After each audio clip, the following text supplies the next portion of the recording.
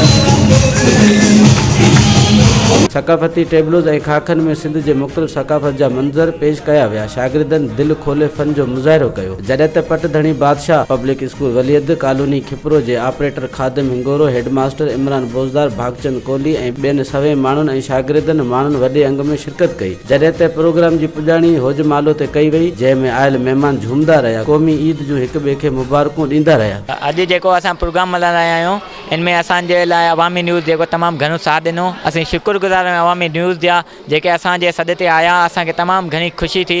असां उनजा तमामु घणा शौराइत आहियूं जेके असांजे ॿारनि जो टैलेंट ॾिसण जे लाइ आया। असीं हिननि जा थोरा कॾहिं बि न लाहे सघंदा आहियूं। अहिड़ा प्रोग्राम अवामी न्यूज़ खे अॻिते बि कराइणु घुरिजनि त अगरि हिननि सां समाज में मुआशिरे में तब्दीली अचे थी ऐं असांजा सिंधी सुजाॻ थियनि था। मौजूदु अॼु जेको ॿारनि पेश कयो आहे टेबल वग़ैरह पेश तमामु बहितरीनु रहिया। ऐं असांखे हमेशह ईअं जेके सिंध जी सकाफ़त ॾींहं मल्हाइणु खपनि ऐं ॿारनि जा स्कूल में अहिड़ा प्रोग्राम रखणु खपनि जीअं असांजी सिंध जी सकाफ़त उजागर थी सघे। प्रोग्राम थियो आहे इहो तमामु ज़बरदस्त प्रोग्राम हो ऐं ईअं ई जीअं सिंध ऐं सिंध जी जेका सकाफ़त आहे उहा असां उजागर कंदा रहंदासीं ऐं असां पंहिंजी सिंध जो नालो रोशन कंदासीं। टोपी अजरक ऐं कुआरी इहो असांजी शान आहे ऐं असां हमेशह हिनखे क़ाइमु ऐं दाइमु रखंदासीं ऐं सिंध हमेशह क़ाइमु जीए सिंध। तमामु ज़बरदस्त प्रोग्राम हिन स्कूल में हली रहियो आहे। सकाफ़ती ॾियारे सां हिकु सिंध हिकु अवामी न्यूज़ ऐं जीए सिंध सदा थिए।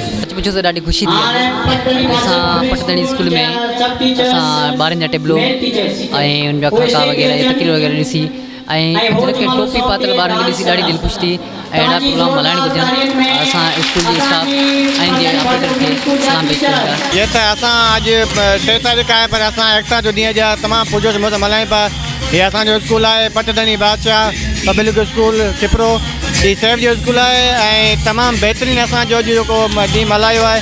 हिन स्कूल जी में अहिड़ा एकता हीअ असांजी सकाफ़त आहे। टोपी अजरक जेका आहे असांजी सकाफ़त आहे। असां इहे असांजे ईंदड़ नसुल खे इहो दर्स ॾियूं था त असांजी सकाफ़त खे उजागर करियो ऐं असांजी सिंध जी हिफ़ाज़त करियो ऐं सिंध असांजी अमड़ आहे। इंशाअल्लाह अहिड़ा ॾींहं असां ईंदा मल्हाईंदासीं ऐं असांजे जेके सिंध जा दुश्मन उन्हनि खे असां चऊं था त असां सिंधी सभु हिकु आहियूं ऐं हिकिड़े प्लेटफॉर्म ते आहियूं। जीए सिंध तमामु ज़बरदस्त प्रोग्राम आहे। इहे एकता जो ॾियारो असांखे हमेशह मल्हाइणु घुरिजे छाकाणि त हीअ असांजी सिंध जी सकाफ़त आहे। इन जा सिंध सां जेको नालो आहे उजागर थींदो पियो हुजे ऐं हिकु सिंध जी धरती जेका 50,000 साल पुराणी तहज़ीब आहे इहे असांखे हमेशह इहे सकाफ़त मल्हाइणु घुरिजे ऐं इहा हिकु असांजी सिंधियुनि जी यादगिरी आहे ऐं असांखे ॿियनि मुल्कनि में बि इहो सकाफ़त पंहिंजो उजागर करणु खपे। लाज़मी कोन्हे पाकिस्तान जेके सिंध में जेके 4 ई सूबा आहिनि इन खां अदर कंट्रीज़ जेके आहिनि उन्हनि में पाण खे इहो सकाफ़त मल्हाइणु घुरिजे ऐं उजागर घुरिजे ऐं तमामु वधीक फैलाइणु घुरिजे। असां सिंध जो सकाफ़त मल्हाई आहे। असां सॼा ॿार स्कूल में पढ़नि था हाणे ॾाढा होशियार बि आहिनि ऐं असांजी सिंध सदाईं आबाद रहे अला करे सदाईं ख़ुशि करे। वधीक ख़बरनि ऐं तफ़सील जे लाइ विज़िट कयो असांजी वेबसाइट awami news hd.com ऐं ॾिसंदा रहो अवामी न्यूज़ HD।